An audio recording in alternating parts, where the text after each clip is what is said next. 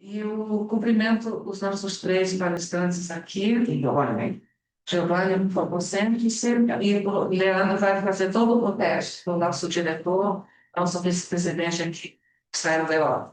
Bem, boa tarde a todos, todas, boa tarde quem está presente aqui no nosso auditório da Casa Stefan Zweig, boa tarde quem está nos assistindo pelas redes sociais, boa tarde no futuro, já que isso aqui fica gravado, então a gente não sabe, né? No futuro sempre temos pessoas nos assistindo, nos ouvindo, então, assim, é um grande prazer nessa tarde fria aqui de Petrópolis, estarmos reunidos na Casa Stefan Zweig para conversar um pouco sobre um tema que eu acho que é assim, fundamental, não só na memória do nosso escritor, mas na memória dessa casa e principalmente pensando na realidade brasileira, na realidade mundial que nós temos hoje. Então, estamos falando da unidade espiritual do mundo, esse texto fundamental do escritor Stefan Zweig, e que a gente está aí relançando, pensando, questionando a unidade espiritual do mundo nesses 90 anos da vinda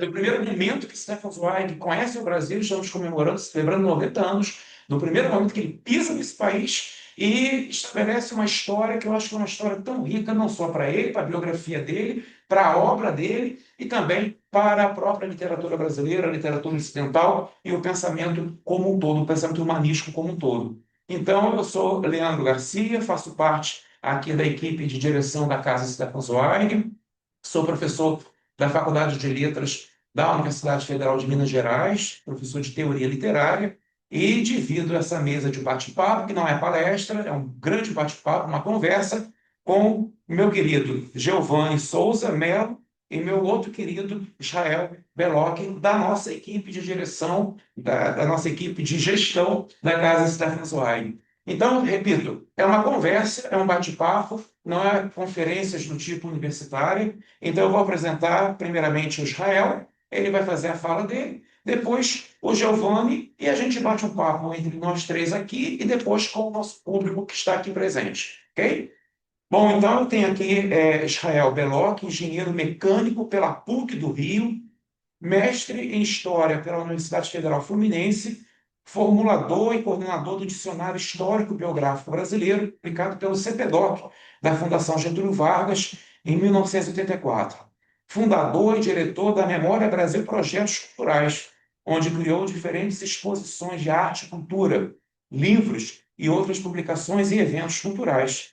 Faz parte da equipe de direção da Casa Stefan Zweig, onde tem editado diversos livros, entre os quais o Dicionário dos Refugiados do Nazifascismo no Brasil, se me permite, eu abro um parênteses para dizer que assim, é verdadeiramente não só uma obra editorial, mas assim, uma obra de peso para se pensar a memória brasileira no sentido mais amplo possível, Dicionário de Refugiados do Nazifascismo. E também Israel foi editor da primeira edição do livro A Unidade Espiritual, que foi em 2017, cuja segunda edição estamos relançando. Então, assim, é um prazer muito grande estar aqui com meu amigo Israel. Israel, fique à vontade, tempinho para você falar, e depois a gente passa a conversa com o Giovanni. Eu vou ler aqui umas coisinhas rápidas. O livro está ali, né? A primeira edição dele. Eu não sei se vocês veem ou se ela pode chegar para cá. Pode sair esse? Ali, não tem? Era só para ilustrar. Não sei se ele alcança. Não, Não, mas quem quiser. isso. Depois dá uma olhada. O que alcança aqui é a segunda edição que a gente está lançando hoje. É essa que estamos aqui, que Israel está fazendo o relançamento hoje. Né? Olha, eu vou dizer o seguinte, vou começar dizendo que isso aqui era um antigo sonho do Alberto Tines. Ele queria publicar em livro essa conferência Unidade Espiritual do Mundo, que o Stefan Zweig apresentou no Rio de Janeiro em agosto de 36. Ela tornou-se, esse sonho do Alberto Tines tornou-se realidade quando um dos diretores da nossa casa, que é o Renato Bronfman, ele adquiriu o manuscrito original do texto em alemão, que estava em poder do colecionador Marcus Schusside. Ele comprou esse documento histórico. E ele franqueou isso para a edição em 1917. O escritor austríaco havia abandonado seu país natal 2 anos antes, em 34. Ele pronunciou essa conferência em 36 e ele tinha fugido em 34 da ameaça nazista, se fixou na Inglaterra e realizava naquele ano a primeira viagem ao Brasil, que depois ele elegeria como seu Eldorado. Ele era um militante em prol da paz desde a Primeira Guerra Mundial, quando passou a manter intenso relacionamento intelectual com o grande líder pacifista Romain Rolland. Stefan Zweig sofria naquele momento com as notícias do morticínio na Guerra Civil Espanhola, naquele momento em 36. A Guerra Civil Espanhola estava em pleno curso, estava começando exatamente, onde Hitler, Mussolini e Stalin terçavam armas num ensaio do cataclisma que viria 3 anos depois, que foi a Segunda Guerra Mundial. A propósito, transcorrerá no ano que vem o 90º aniversário do bombardeio nazi-fascista à cidade espanhola de Guernica, tragédia que inspirou o famoso quadro de Picasso, presente na capa da nossa primeira edição. É uma obra das mais conhecidas do Picasso. Antes de ser batizada com o título pelo qual ficou conhecida, a conferência chamava-se Unidade Espiritual da Europa, pois era o velho continente que se encontrava em ebulição. Ao estender seu olhar de esperança para os povos jovens, como ele chamava, os povos jovens da América, ele ampliou o título a uma escala planetária. Talvez um pouco ingenuamente, ele ficou maravilhado com a nossa sociedade, pacífica e miscigenada, que lhe inspiraria anos depois o seu emblemático Brasil, um País do Futuro, livro que ficou praticamente uma biografia do Brasil naquela época. Desejoso de ser entendido pela maioria do público, Stefan Zweig pronunciou em francês a conferência na Escola Nacional de Música. O manuscrito nessa língua nunca foi encontrado, mas o original alemão, que mesclava algumas frases de francês, foi presenteado por Zweig ao seu anfitrião, o ministro das Relações Exteriores daquela época, José Carlos Macedo Soares. Este, o Macedo Soares, orgulhoso, mandou encadernar o documento em fino marroquim, ouro especial, e ofereceu a uma dileta amiga, Helena Conceição Alves de Lima, uma paulista que recebera Zweig em sua residência e em sua fazenda. É essa relíquia de 90 anos de existência que nós publicamos em 2017 e, novamente, agora estamos apresentando e reavaliando hoje. O escritor repetiu a conferência em sua segunda viagem à América do Sul, 40, quando abandonou definitivamente a Europa. Leu-a em francês em São Paulo e em espanhol na Argentina e no Uruguai, atualizando o texto para refletir a terrível evolução que a humanidade experimentara nos últimos 4 anos, da Guerra Civil Espanhola para a Segunda Guerra Mundial. Zweig sabia o quanto de utopia, de quimera e até de quixotismo podia ser enxergado em seu grito pela paz e pela unidade espiritual do gênero humano. John Lennon nele poderia ter se inspirado para compor a sua imortal Imagine. Como argumenta Alberto Dines na apresentação do nosso livro, Zweig não se preocupou em ser realista, racional, lógico, queria desfraldar o seu sonho, como a dizer que só os loucos não sonham. A atualidade do seu libelo deve servir de advertência, chamamento, nesses tempos de profundas divisões nacionais, étnicas, religiosas, sociais e culturais. Ele que se mostrou tão amargurado com o conflito europeu, como estaria hoje em dia diante das alarmantes guerras localizadas, das hordas de refugiados, da ameaça de erguer muros que podem se transformar em trincheiras, do renascimento do nacionalismo em toda a sua brutalidade, da proliferação das armas nucleares e agora das armas transportadas por drones, tão tragicamente usadas, e das forças centrífugas, que parecem centrífugas. Não, não são centrífugas, são centrípetas. As centrífugas são as que chamam as centrípetas, que parecem estilhaçar povos e comunidades de nações. Nas palavras do escritor, aspas, o dever superior do intelectual é o de permanecer fiel às suas convicções, ainda que a realidade as desminta no momento. Admitamos, porém, que, inclusive, tenhamos nos equivocado e trabalhado em favor de uma quimera. Pelo menos, teremos vivido para a ilusão mais nobre que anima a face da terra. Isso é um texto dele. E, repetindo, o poeta e dramaturgo Friedrich Schiller relembra que devemos respeitar os sonhos da nossa juventude e não se acomodar ao ceticismo. Não se pode encarar o humanismo e o pacifismo apenas como uma nobre ilusão. É preciso tê-los sempre no horizonte, principalmente nesses tempos de profundas divisões nacionais, ideológicas, étnicas, etc., como já falei. O surgimento da inteligência artificial parece ressoar a advertência de Zweig.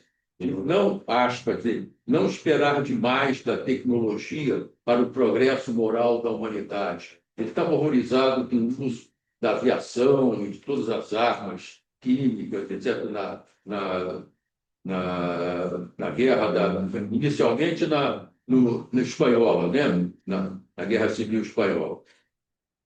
Para enfatizar o caráter globalizante, multicultural do apelo zweigiano, publicamos a primeira edição do livro nos 5 idiomas mais difundidos no mundo ocidental: português, espanhol, inglês, francês e alemão. Seria bom se mais recursos houvessem e esse hino à solidariedade pudesse se vestir de outras línguas faladas por milhões de criaturas.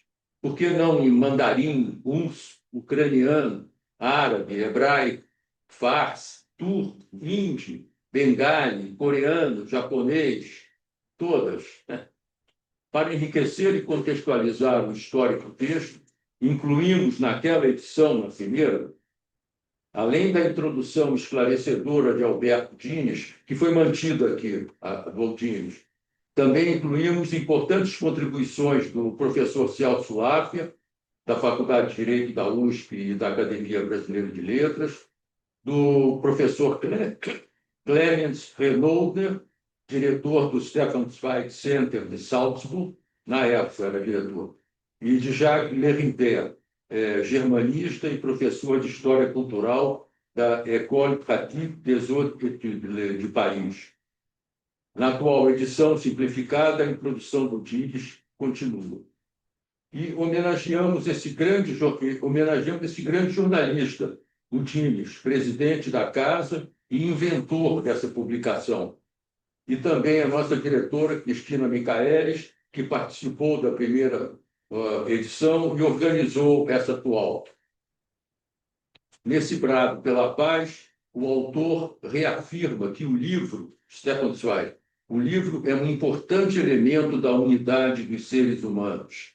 Certamente concordaria com as palavras do padre Antônio Vieira, que dizia: o livro é um mundo que fala, um surdo que responde, um cego que guia, um morto que vive. Stefan Zweig, morto aos 84 anos em Petrópolis, está mais vivo do que nunca.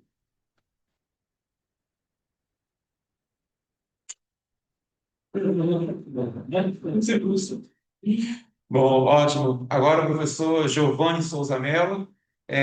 Giovanni atualmente é pós-doutorando, né, no Departamento de Letras Orientais da USP, em São Paulo, doutor e mestre em Letras e Estudos Literários pela Universidade Federal de Uberlândia, especialista em Gestão Pública de Organizações de Saúde pela Universidade Federal de Juiz de Fora, bacharel em Psicologia pela PUC de Minas, licenciado em Letras pela Universidade Federal de Uberlândia.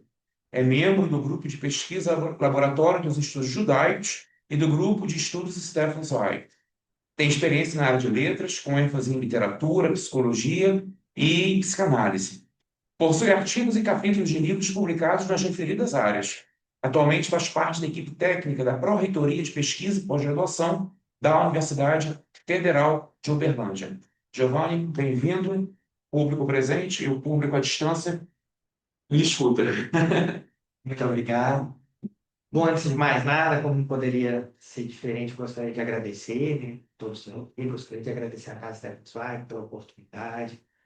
Gostaria de deixar claro desde já que é um prazer e uma honra estar aqui com todos vocês, aqui com o professor Leandro Garcia, com o senhor Israel Leonor, com todos vocês, e com o espectador por vir, né, É verdade. como foi frisado até aqui. Eu vou tentar contribuir de alguma forma com o diálogo que foi trazido aqui de uma maneira magistral pelo senhor Beló, vou tentar contribuir então com algumas outras informações para que a gente possa conversar a partir disso, né? Bom, eu acho que num primeiro momento, para a gente resumir, né, de linhas gerais, a conferência do Zweig, eu acho que é importante a gente ter em mente que eu enxergo a conferência, né, eu parto do pressuposto que ela tem uma premissa muito bem delineada, depois ele vai fazer um percurso histórico-poético para chegar da premissa até a conclusão, né, mais ou menos assim que eu enxergo essa conferência. E a premissa dele, eu entendo ela como muito clara, né? Ele parte da premissa que houve um progresso tecnológico, material, industrial muito grande nos últimos séculos. É importante daí a gente lembrar do contexto do esclarecimento, do iluminismo, né, desde Kant, com resposta à pergunta o que é o esclarecimento. Né? O esclarecimento seria a saída da humanidade de sua minoridade intelectual. Então, é desse contexto que nós estamos falando. Acho que Israel trouxe muito bem aqui também esse contexto, somado ao contexto da perseguição, óbvio, né? A parte dele aqui, né? Então, o Stefan Zweig parte dessa premissa que, embora houve esse progresso material dantesco, o progresso ético, moral, o progresso espiritual, né, ele não acompanhou. Não acompanhou. Isso não é automático, né? Isso, mais ou menos o que o Zweig está querendo dizer, é que eles não caminham juntos. É preciso trabalhar ambas as frentes.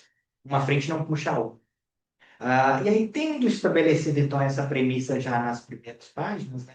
Posso pedir desculpa pela questão da língua, eu entendo, inclusive, que porque ele vai proferir em francês, né? Não em alemão, português, e ele começa, então, se desculpando por isso, e eu entendo que ele faz isso até como um mote para já introduzir essa premissa, a sua conclusão, na verdade. Ele vai chegar após o percurso. Pretendo falar um pouco sobre também. Mas a sua conclusão, adiantando, dando um pouco de spoiler, é que as artes, a linguagem de maneira geral, pode ser a linha de fuga frente ao tipo de tanatopolítica, necropolítica, né, que o nazifascismo estava engendrando naquele momento. Mas então o percurso que ele vai trilhar, né, ele basicamente considerando, né, tendo em vista que o nazifascismo engendra é um nacionalismo ufanista, né? Se circunscrever em uma ideia geográfica de nação, de espaço vital, e não em uma ideia de cidadão do mundo. Então, era daquela época, por exemplo, né? Sua cidade, o Império Austro-Húngaro. Ele vai, então, na contramão disso. E aí ele vai tentar, ao longo dessa conferência, demonstrar como que, na verdade, esse movimento nazifascista ele é antinatural. O natural do homem é ser cosmopolita, é ser um cidadão do reino, né? Fluir pelas artes, né? Sem ser, ninguém ao ler Shakespeare, ninguém ao ler Dostoiévski, ao ler Roman Roland, ninguém se preocupa com a nacionalidade daquele escritor, com a nacionalidade de um pintor ou com a sua linguagem. Isso nunca foi um problema, né? Isso instaura, então, naquele momento, é o nazifascismo. E para desconstruir, então, esse argumento nacionalista, né, extremado, ele vai começar a fazer um percurso nas bases da sociedade ocidental até hoje, né, inclusive. Que então ele vai fazer um percurso tanto na cultura judaico-cristã quanto na cultura greco-romana. E aí ele começa, inclusive, fazendo uma alegoria com a Torre de Babel, né? Fazendo essa alegoria, retomando que nós tivemos a chance na modernidade de tornar esse projeto uma realidade, né? Mas nós falhamos, e aí ele vai, então, ele vai pela cultura do Império Romano, ele vai pela cultura grega, desculpa, e ele vai dizer que a Grécia Antiga foi uma primeira forma de se pensar o homem enquanto cidadão do mundo. Porque a Grécia Antiga, ao pensar o logos, né, um pós-moderno ordenado, ao pensar que pela razão a gente se eleva, né, independente de qualquer tipo de questão de tribos, de cidades, etc., né, de polis, na Grécia Antiga é a primeira vez que o homem ele ousa pensar além, por meio, então, do logos, da racionalidade, desse pós-moderno. E aí, dito isso, então, ele segue para o Império Romano, né? Sequência lógica. E ele vai dizer que o Império Romano, por sua vez, é a primeira vez que um império, para além das questões expansionistas militares, né? Mas é a primeira vez que a gente começa a ter, para além de uma ideia de nação, de cidade-estado, a gente começa a ter uma ideia de um direito um ordenamento jurídico que rege todo esse povo. E a gente precisa lembrar que o Império Romano, ele não só abrange a Europa, mas o seu apogeu a norte da África, Oriente Médio, né? E pela primeira vez, então, você tinha uma noção de cidadão romano. Então, o cidadão romano do norte da África, ao Oriente Médio, à Europa, ele era resguardado por um direito, tinha as estradas, né? Então se ligava. E aí, tendo dito isso, passando então da Grécia e do Império Romano,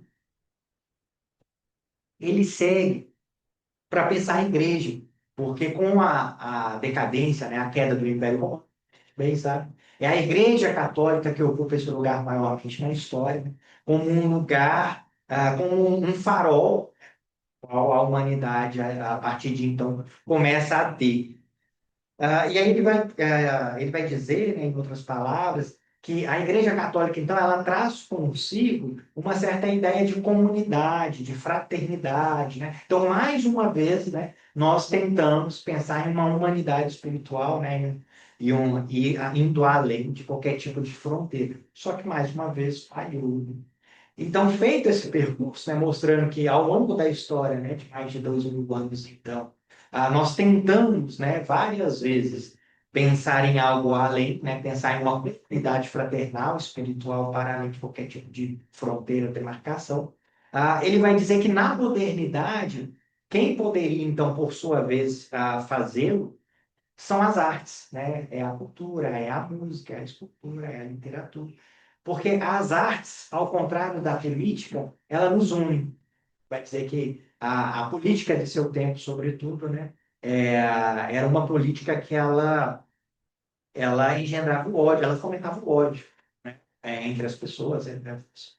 Ela fomentava a guerra, ou seja, ela ia completamente na contramão do que aquilo para Zweig era a nossa tendência natural. A tendência natural do homem, né? E aí ele coloca tanto, eu entendo tanto no sentido de ontogênese quanto filogênese, né? Então, assim, tanto o homem sujeito, o homem indivíduo, quanto o homem espécie, tende a segregar. Eu acredito, inclusive, a ideia de Aristóteles em política, né? Que a ideia que o homem ele é um animal gregário por natureza.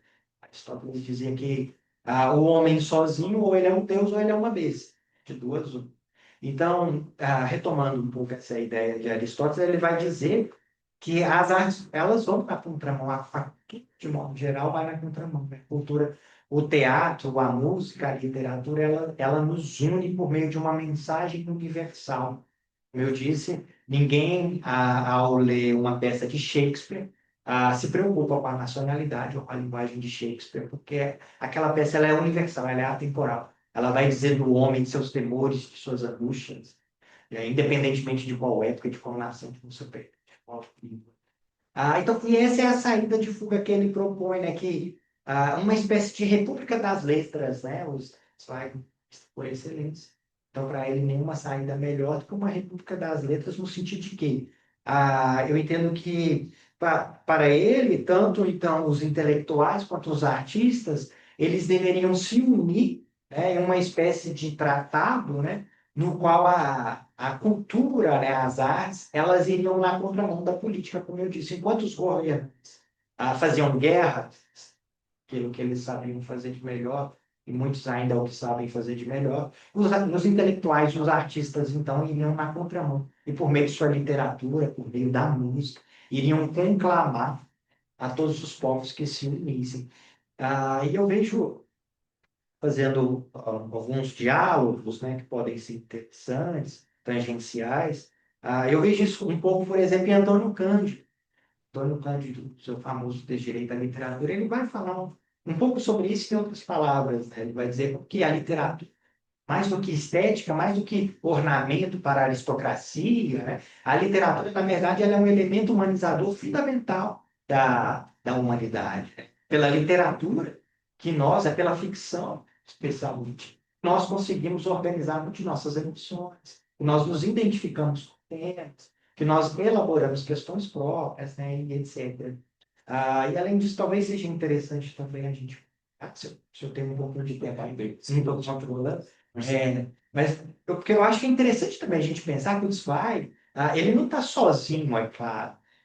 Tem todo um tempo que ele está inserido, e para a comunidade judaica, especialmente do seu tempo, essa ideia de pertencimento é muito cara, acho que é importante salientar isso também. Eu conversei com o professor Luiz Carlos antes de vir para cá sobre, né, a temática da nossa conversa, e coincidentemente ele me disse, o professor Luiz Carlos da USP, o atual supervisor do meu estágio pós-doutorado, e ele me disse que ele estava trabalhando numa resenha sobre esse, e ele me mandou o rascunho de sua resenha. Uma frase me chamou muito a atenção, a qual ele diz que, àquela altura, né, se diz que os únicos preocupados em serem europeus eram os judeus, porque os demais, eles eram franceses, alemães, eles não precisavam desse guarda-chuva. Eu acho que é importante a gente ter isso em mente também, porque então essa defesa de uma Europa, que depois vai tomar outros ares, né, vai unidade espiritual do mundo e não só da Europa, ele vai perceber que tudo ir além. Mas essa defesa então está nesse contexto, né? Para os judeus, sobretudo, era muito importante uma ideia de uma Europa, porque por todo o cenário que estava acontecendo e houve, vamos dizer assim, houve uma promessa iluminista, né, de congregação dos povos, que a formação, que a Bildung, né, que a educação, ela iria para além de tudo, né, e que todos os povos então iriam viver juntos. E essa promessa ela foi quebrada muito rapidamente, como a gente sabe. E é nesse cenário que o Zweig está. E como eu disse, vários outros também pensaram sobre, de maneira que a gente pode dialogar, né? Falando aqui um pouco rapidamente, mas, por exemplo, eu enquanto fazia, né, enquanto eu estudava para essa conversa, eu fiquei pensando, na mesma década, né, em 1930, Sigmund Freud escreveu O Mal-Estar na Cultura. E lá ele vai dizer, dentre tantas outras coisas, né, que nós padecemos basicamente por três elementos, né? O primeiro deles é o corpo que definha, o segundo deles é a natureza, que existe, demonstrar nossa pequenez aí com seus eventos extremos, e o terceiro é o laço social, o terceiro é fazer laço social, são nossas instituições que falam, por exemplo. E eu penso que o Zweig está trabalhando justamente esse recorte, né? Então, se ele está propondo nessa conferência, né, que a linha de fuga, a saída para esse tipo então de política que desagrega, que faz guerra, né, que transmite ódio, é o laço. A gente também estava falando um pouco disso um pouco antes, né, ali em 1930. Em 33, Freud vai trocar cartas com Albert Einstein, né, porque a guerra, também falando um pouco sobre isso. Também a gente pode dialogar. Walter Benjamin, né? Outro intelectual judeu também, em 1934 ele publica Experiência e Pobreza, 36, mesmo ano da conferência, ele vai publicar um narrador, um texto belíssimo, muito belíssimo, no qual ele vai dizer algo muito parecido também, né? Ele vai dizer que os soldados eles voltaram do fronte, não com mais experiência, mas emudecidos, porque o choque, o trauma, ele faz com que nós não consigamos mais, né, com a modernidade, e com as guerras da modernidade. O choque ele faz com que nós não consigamos mais falar sobre os eventos dos quais nós participamos, né? Ao contrário, a gente se emudece e isso, obviamente, isso gera sofrimento, gera doença. Acho que Freud também vai demonstrar isso bem. E pensando assim, se a gente pensar, inclusive, no nível de sofrimento do corpo, né, é curioso a gente pensar, para fechar, não fala, que, por exemplo, na época de Freud, então, nós tínhamos as histéricas, por conta de uma sociedade patriarcal repressora, né, que reprimiu o desejo feminino. Então, nós tínhamos as histéricas. Com as guerras, a gente vai ter cada vez mais as neuroses de guerra, com aquele soldado que volta do fronte, e ele não sabe elaborar, ele não fala sua linguagem. Então, ele vai ter flashbacks da guerra, aquilo retorna, não é elaborado. E aí, se a gente pensa hoje, né, ah, a gente tem, retomando o Zweig, então, mais tecnologia, né, como o senhor Israel colocou. Hoje, por exemplo, a inteligência artificial. Então, assim, se para o Zweig, o desenvolvimento tecnológico daquela época já era cavalar, eu fiquei pensando um pouco como que seria se ele tivesse notícia do hoje. E, ao mesmo tempo, eu fiquei pensando, se então antes nós tínhamos as histéricas e as neuroses de guerra, hoje o par de sofrimento que nós mais temos na sociedade é o par de ansiedade e depressão. Então, eu penso que a tese do Zweig, ela é mais atual do que nunca. Hoje nós temos tudo smart, smartphone, geladeira com internet, nós temos ar-condicionado com internet, né, que nós mexemos a distância. Mas o sujeito parece que ele foi deixado um pouco de lado, né? A inteligência está em tudo, menos em nós mesmos, que por vezes nós acabamos deixando isso. E não por acaso, então, acho que essa conferência, a atualidade, a contemporaneidade dela, ela é posta à prova e ela nunca caduca. Por conta disso. Porque eu acho que a gente continua no mesmo caminho, independente do alerta de incêndio que foi feito para a gente lá em 36, nós continuamos a trilhar o mesmo caminho, que é o caminho de sempre ter prioridade para bolsas nas ditas ciências duras, mas a literatura, as ciências humanas, isso aparentemente não gera inteligência, como a inteligência das coisas. Obrigado.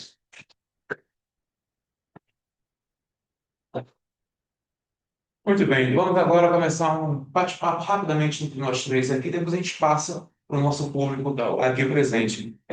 Para começar, então, uma pergunta que eu faço para o Israel e outra que eu faço para o Giovanni. Israel, no prefácio que o Diniz faz para esse livro, e que felizmente você repete, né, traz novamente o prefácio do Diniz, uma das coisas que mais ele bate na tecla e que você também enfatizou aqui é a atualidade do texto do Zweig, né, do Zweig. Então, assim, a minha questão é, um pouco aquilo, talvez, o finalzinho da fala do Giovanni, né? Ou seja, como é que você vê exatamente esse nosso mundo completamente, assim, explodido ou implodido pela tecnologia e onde é que fica a humanidade ou as humanidades, vamos dizer assim, elas ainda têm um espaço ou não têm, ou o espaço foi tomado, ou precisamos recuperar esse espaço, a partir, tendo como base a conferência do Zweig. Essa é a minha pergunta para você. Para você, Giovanni, é o seguinte, um texto seu que você mandou para nós, eu destaquei algo no teu texto, né, não na tua fala, que você coloca o seguinte: a literatura e a tradução funcionavam como atos de resistência para Stefan Zweig. Traduzir obras de nações oponentes significava restabelecer pontes comunicativas sobre as trincheiras do nacionalismo. De todo o texto que você nos mandou, essa tua afirmação me pegou cheio, sabe? Ou seja, a literatura e a tradução funcionavam como atos de resistência, traduzir obras de nações oponentes significava restabelecer pontes comunicativas sobre as trincheiras do nacionalismo. Gostaria se você pudesse depois também desenvolver um pouco mais, especialmente esse início. A literatura e a tradução funcionavam como atos de resistência. Talvez até pegando um pouco o gancho do texto do Antônio Cândido, da literatura, né, como direito, onde ele fala que o direito é também a resistência a partir do texto literário. Só que você acrescentou a tradução. Eu também queria que você falasse um pouco disso. Mas primeiro, Israel. O que você me perguntou? A questão das humanidades, da humanidade, e como assim, como pensar isso, se ela tem espaço nessa sociedade estupidamente tecnologizada a partir do texto dele que nós estamos celebrando hoje. É, eu acho que a gente vive uma situação assim, vou dizer, muito preocupante, né? É muito bom a gente ter uma visão assim otimista de que a humanidade vai encontrar formas de conviver e superar com isso, mas hoje em dia a gente não pode afirmar isso, né? A inteligência artificial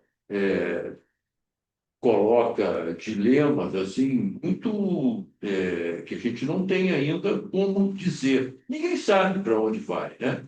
O que está acontecendo.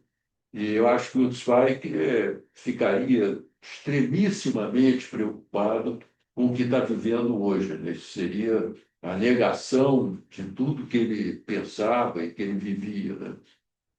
Então, em panorama mundial que a gente vê, né, depois ele não chegou até o final, ele não aguentou a Segunda Guerra Mundial, ele não chegou a ver o grande trauma do massacre dos judeus na Europa, que tinha apenas começado, né? Ele não chegou a ver a solução final.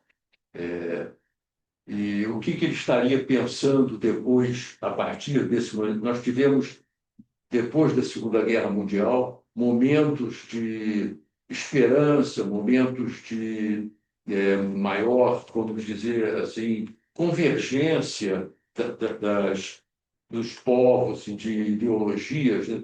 E momentos de grande ruptura, né?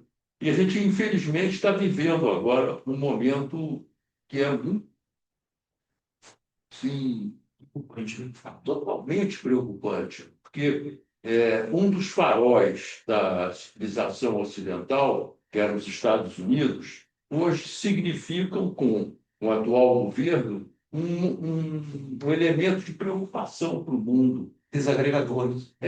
Movimento. O que vai acontecer, né? Pode ser que isso seja regredido, seja retomada a posição anterior aí para frente, tomara que seja, mas o que a gente está vendo hoje é muito preocupante, né? A gente vê, por exemplo, eu me preocupo muito, a predominância da China no mundo. Ela está abrindo novos horizontes versus caminhos, mas a China é uma ditadura completamente fechada. Essa ditadura vai se estender para todo mundo com a sua eficiência, a sua capacidade de construir pontes e túneis e arranha-céus e milhões de produtos ao mesmo tempo, mas tudo sob o controle de uma ditadura férrea, né? Não é nada agradável pensar nisso, né? Então, eu acho que está tudo em suspenso, né? E o Stefan Zweig hoje estaria muito, muito preocupado, muito mais do que esteve na época dele, né? Perfeito. Giovanni, literatura, tradução e resistência. Certo. Bom, então, o Stefan Zweig, na autobiografia, né, ele coloca isso, que em uma certa altura, isso da sua carreira, basicamente, ele escuta o conselho de um outro escritor para ele, que ele diz que ele precisa conhecer o mundo. Antes de mais nada, ele precisa viajar e precisa conhecer o mundo. E aí ele conhece o Ferrari, inclusive ele começa a traduzir Ferrari, o Ferrari fica mais conhecido, inclusive, pelas traduções dele. E ele diz na autobiografia que, no início, né, ele traduz como uma espécie de treino, né, com ferro à mão, fazer a mão. Mas com o tempo que eu percebo, né, inclusive junto com a Marina, que também é de estudos da Casa Zweig, nós publicamos um artigo sobre, com que, a nosso entender, esse labor, né, de tradutor do Zweig, ele ia muito na linha da contestação. Eu acho que, por vezes, né, a impressão que eu tenho, é que se tem uma visão do Zweig como uma espécie de sujeito apolítico. O que me parece, na minha leitura, né, a partir da leitura da sua obra, é que, na verdade, ele não era político partidário, nunca foi. Diz muito bem que ele não era de tocar trombones, né? Não era desse. Foi realmente. Mas me parece que, por meio da sua escrita, ele sempre praticou uma espécie de resistência. E aí, com relação à tradução, por exemplo, durante a Primeira Guerra Mundial, ele traduzia autores de países inimigos. Para mim, isso em si já é um ato de resistência. Sim. Nós não estamos dizendo sobre um sujeito neutro, né, em cima de um outro. Não, a gente está dizendo de um sujeito que, por meio da sua atividade, que é a escrita, ele está se posicionando. Eu acho que, por vezes, a gente se posiciona assim, dizer uma palavra. Claro. Inclusive, às vezes, a gente se posiciona uma espécie de não posicionamento. E eu acho que ele faz isso muito bem. Então, a tradução, eu entendo que ele faz isso, ele traduz muitos autores franceses, e sempre nessa lógica, né? Assim como ele faz de modo geral, né? Na minha leitura da obra de Zweig, ele estava sempre se posicionando, mas sempre por meio da literatura. Nunca por meio de declarações, jornalistas, nada disso. Então, por exemplo, com as biografias, ele vai fazer algo semelhante, né? Com as biografias, ele vai, eu entendo quase como uma espécie de se posicionar e, ao mesmo tempo, uma espécie de autoterapia. Ele vai sempre fazer um jogo de espelhos ali, como o James coloca, né? Então, ele vai retratar sujeitos que, por meio daquela época, o Zweig ele está tentando entender sua própria época. Quando ele vai falar de Maria Antonieta, de tantos outros também, Erasmo Labertano, ele vai, de alguma maneira, estar tentando, né, elaborar a sua própria época a partir do passado, né? Eu acho que, para ele, essa chave, né, de leitura, de entender o passado para que a gente possa agir, não que se repita necessariamente, mas há elementos que eles parecem ser perenes na história da humanidade, eles nunca se vão, né? Alguns, infelizmente, inclusive. E aí, acho que essa ideia de literatura, de artes, de cultura, de modo geral, isso vai, ela, né, a meu ver, ela se aproxima muito do que vai dizer, então, nesse ensaio, né, que, como eu disse, é pensar a cultura não como às vezes é pensada, né, como uma ideia de autocultura para as classes dominantes, não uma ideia estética, ornamentária, se fosse algo que é para o simples prazer, para o simples deleite, né? No deleite. Não. Eu acho que o que o Zweig ele propõe ao longo de sua obra, da tradução à biografia e às suas novelas, é uma ideia de literatura ancorada no que o Kant vai dizer, que é uma ideia de literatura como um ato de resistência. Então, enquanto os governantes estão fazendo frutos armados, eu vou traduzir um sujeito do outro lado do campo que o governante está dizendo que ele está, né? Então, e nessa conferência, como a gente comentou, como a literatura, então, ela pode juntar os povos, né? Inclusive, na autobiografia, ele coloca, né, que ele nunca tinha visto isso, que na época, no início da Segunda Guerra Mundial, as senhoras, por exemplo, começaram a falar mal de Shakespeare. De repente, Shakespeare já virou inimigo. Não? E aí, quando era o contrário, tal autor, tal escritor, não, ele não é mais alemão, ele é francês. Aí, até que você investiga. E aí, então, assim, a depender do contexto, né, e do objetivo de quem está propondo, ele começa a perceber, curiosamente, como que os intelectuais, os escritores, os artistas, eles tinham até a sua nacionalidade mudada, né? Até porque, como a gente bem sabe, a, a emergência do Estado-nação na modernidade, ela basicamente funciona dessa forma, né? Você faz um mito, né? Então, o mito com os escritores, com os baluartes da literatura, com os artistas, com os escultores, com uma língua em comum, se a gente tivesse uma tempo todo. E aí, eu acho que é um pouco disso que o Zweig, então, ele está desconstruído paulatinamente, né, com o seu tempo, com o seu vagar, sem grandes manifestos, por meio da sua literatura. Perfeito. Pessoal, nosso público aqui, alguém gostaria de fazer alguma pergunta, um comentário? Às vezes uma pergunta, às vezes um comentário, complementar alguma ideia, tirar alguma dúvida. Fiquem à vontade. Cristina? Três comentários. Três, ótimo. Ótimo, perfeito. Rápidos. É só lembrar que essa conferência foi feita, ela foi proferida no dia 27 de agosto de 86, então essa semana faz 90 anos. E só lembrando que tinha 2.000 pessoas. Pois é, 2.000 pessoas na Escola Nacional de Música.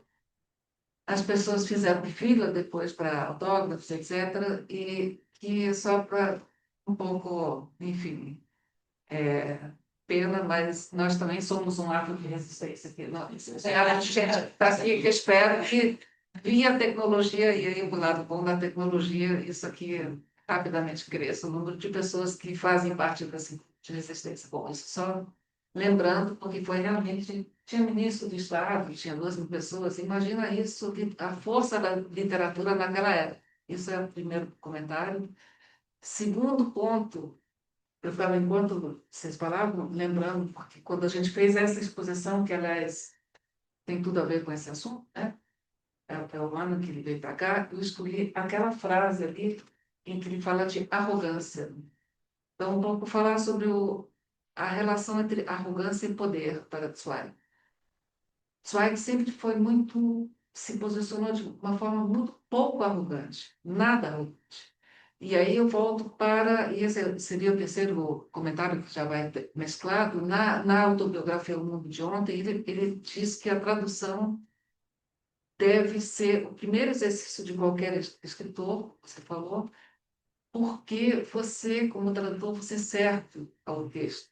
Você tem uma atitude de servidor, não de pessoa arrogante que já está de igual para igual competindo com o escritor. Você serve ao texto, você serve ao leitor, você serve à literatura. Então, essa postura muito, muito, nada arrogante, exatamente o contrário do que as pessoas, os poderosos da época dele faziam, que era a arrogância do poder. Então, só para a gente refletir um pouquinho sobre isso, queria trazer isso aqui para esse seleto grupo de resistentes. Perfeito.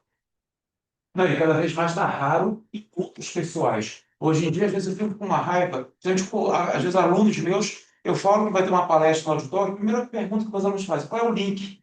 Ou seja, qual é o link? Parece que, assim, tudo girou, depois da pandemia, tudo girou em torno de link para assistir em casa, né? Então, assim, congregar, né, gente de carne e osso, vamos dizer assim, cada vez mais está difícil e raro, né? Vamos dizer assim, né? Bom, a Facó, lá atrás...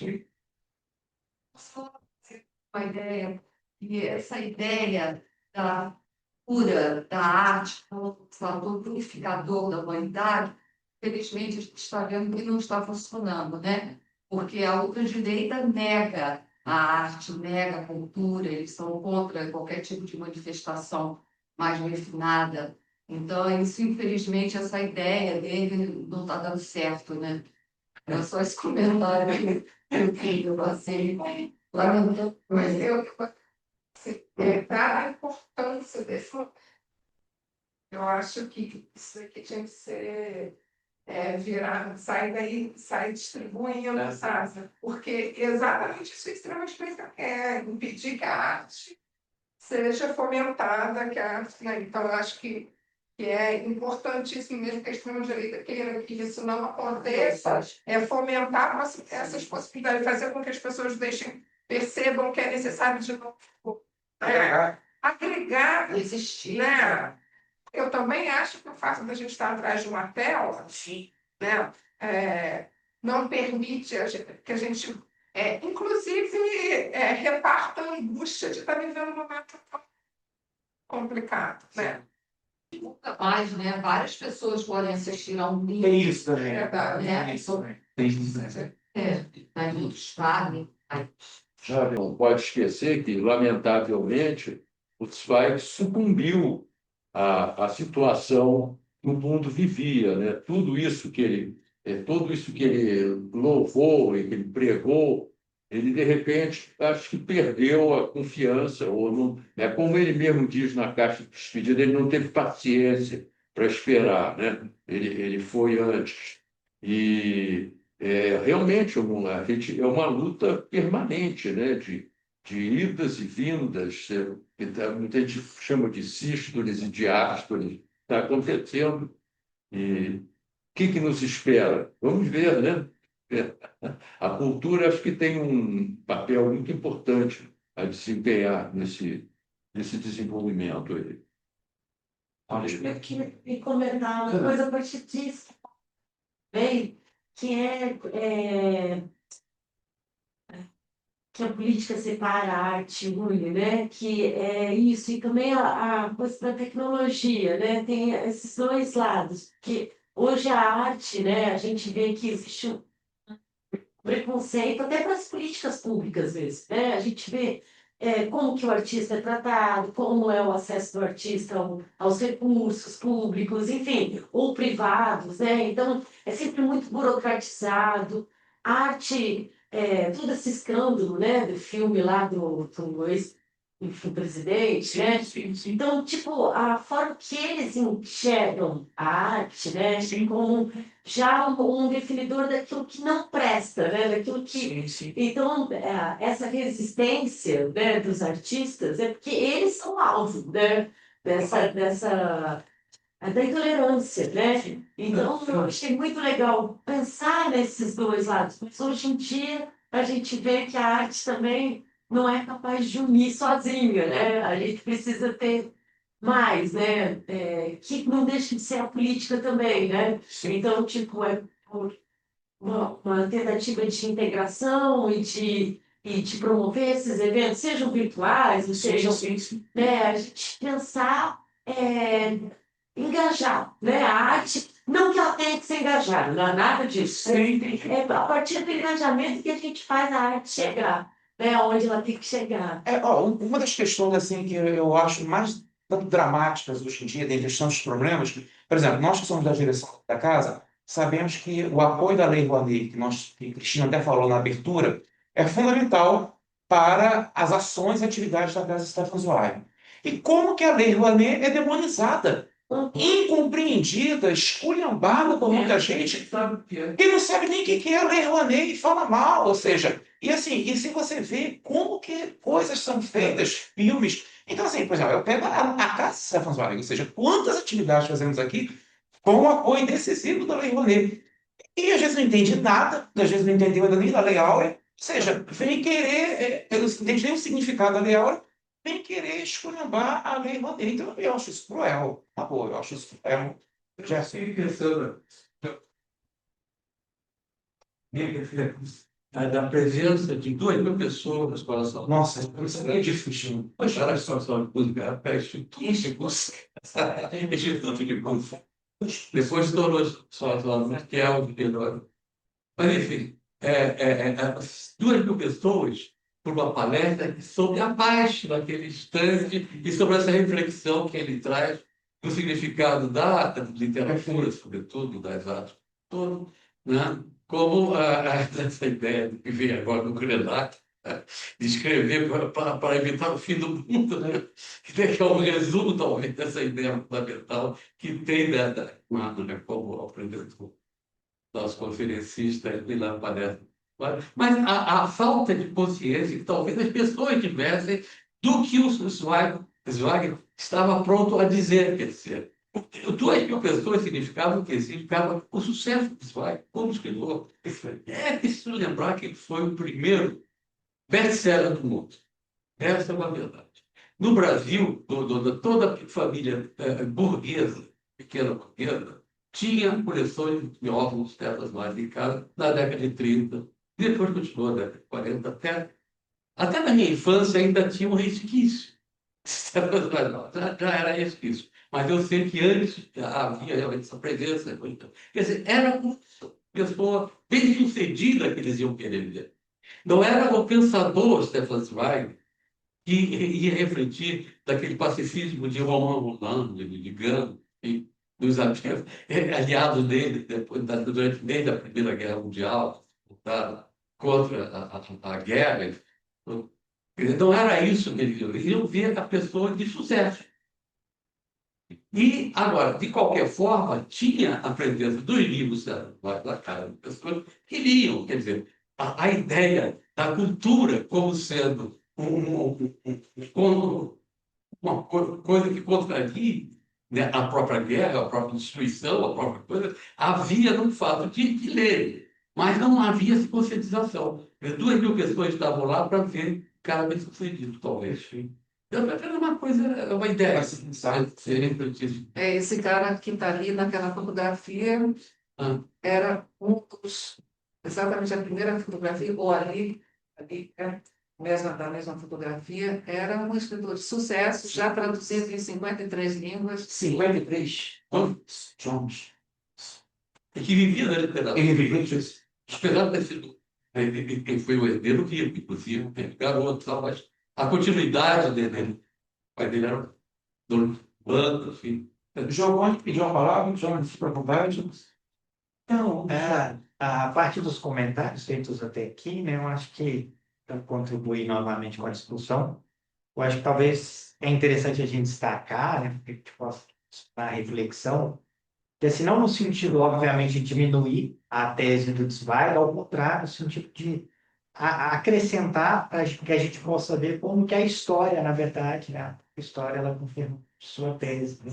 Então, por exemplo, sobre esse papel das artes, mas especialmente aqui pensando nas artes, eu fico pensando assim, várias pessoas que disseram isso com outras palavras em outros tempos, em vários momentos da história, né? Então, se a gente pega, por exemplo, a poética de Aristóteles, quando ele compara a história com a poesia, basicamente a gente está falando então de literatura, ele vai dizer que a história, em alguma medida, aqui entre muitas aspas, ela é menor. Menor em que sentido? Porque ela tem que se haver com a verdade, porque ela tem que se haver com os fatos. A ficção ela supera essa verdade de mentira. Inclusive que muitos acreditam que ficção é sinônimo de mentira, e não é o caso. Exato. Então Aristóteles disse isso, as palavras sobre a potência das artes da poesia. Se a gente pega o próprio Freud, né? O Freud ele vai se basear muito para criar então a jovem ciência psicanalítica em seu tempo, né? Ele não vai se basear ao contrário, né? Ele vai refutar a medicina de sono. E em quem que ele vai se basear? Nos escritores, nos poetas. Então ele vai beber em Sófocles, ele vai beber em Shakespeare, ele vai beber em tantos outros, né? Inclusive em Zweig, 24 horas da Bíblia. Então, perceba a potência da arte de mais uma vez, né? Ele também vai beber na escultura, inclusive, não só na literatura, especialmente na literatura, por causa da psicanálise, mas também em outros domínios. Na pintura, ele vai analisar a pintura da Mona Lisa. E não só, né? Então, além de Aristóteles, além de Freud, a gente pode pegar também o filósofo Derrida. Ele vai propor que a potência da literatura ela está no fato que ela pode tudo dizer. Ou seja, retomando essa ideia da ficção, né? que pode ir para além da verdade. Né? Tem um livro, essa estranha instituição chamada literatura, que ele vai trabalhar um pouco sobre essa ideia. A gente pode pegar também outro francês, que é o Roland Barthes, né? Que vai dizer no seu livro Aula, né? Que a literatura é o meio por qual todos os outros discursos discursam. Ela engendra todos os discursos. Não há outro meio senão a linguagem para que você trabalhe a matemática, inclusive, para que você trabalhe a computação, a engenharia. Né? Então, a literatura, na verdade, ela está incluída. Como eu disse no início, então, eu acho que todos esses autores, todos esses intelectuais, eles não diminuem o raciocínio de Zweig, ao contrário, eles demonstram que ele estava certo. A arte ela pode ser uma potente ferramenta, ela pode ser uma linha de fuga possível. Mais de 2000 anos a gente já está falando sobre isso. Bom, estamos caminhando já. Deixa eu só lembrar duas coisinhas que eu me lembrei que você estava falando. Eu te pedi justamente isso, para fazer as considerações. Mas não era, são alguns pontos que eu me lembrei. Me lembrei, por exemplo, do Zweig como opositor dos extremos, opositor do extremismo. Hoje em dia está muito forte. Pois é, exatamente. Ele tem um livro que chama Castélio contra Calvino. O subtítulo? Me lembra, tem um subtítulo. Uma consciência contra a Uma violência. consciência ali, uma consciência contra a violência, em que ele mostra como Calvino era um autocrata, assim, né, um homem que queria a exclusividade da sua teoria religiosa, né? Que o Calvino sucedeu logo Lutero, e esse Castélio era um sábio que se opunha a ele. Calvino acabou decretando a morte de outro teólogo, e o Castelo defendeu esse teólogo. Em suma, era uma defesa da tolerância, basicamente da tolerância. É isso. A outra coisa que eu ia lembrar, bom, só en passant, você estava falando do Freud, Stefan Zweig e o Freud trocaram muitas cartas. E a Cristina, que levantou agora aqui, ela traduziu essas cartas. Elas estão publicadas aqui, desenvolvendo. A troca de cartas entre eles foi bastante. O Freud já era mais velho do que o Zweig. Zweig se colocava um pouco assim como pupilo de Aluno de aluno. Eles conversavam. É muito interessante ler essas cartas. Um outro ponto, só que eu queria lembrar também, Freud era um homem, de certa maneira, muito tímido no sentido de não expor a sua opinião. Tem uma cena muito tocante. Quando ele veio fazer essa conferência aqui no Brasil, ele seguiu para Buenos Aires no congresso do PEN Club. Nesse congresso do PEN Club, um determinado intelectual alemão, agora eu não lembro o nome, falou sobre a desgraça que estava ocorrendo na Alemanha naquela época. Eu acho que foi Emil Ludwig, eu não tenho certeza, e descrevendo já tudo que estava acontecendo, a queima de livros, o início da perseguição. A imagem do Zweig nessa hora, ele cobre as mãos assim, parece que ele está chorando, não fala nada. Fica assim, sabe, completamente mortificado. E reclamaram dele depois que ele não falava contra o que estava acontecendo na Alemanha. Ele parece que não conseguia falar naquele momento ainda contra, porque a Alemanha era a pátria da língua dele. A língua alemã era a coisa mais importante que tinha para ele. Mas, em suma, só para ver a complexidade dessa figura. Perfeito, Obrigado. perfeito. Imagina, imagina. Gente, estamos já terminando. Assim, foi um prazer muito grande essa conversa, esse bate-papo, essa troca, essa tarde tão fria aqui da cidade de Petrópolis, nessa casa aqui no alto dessa colina.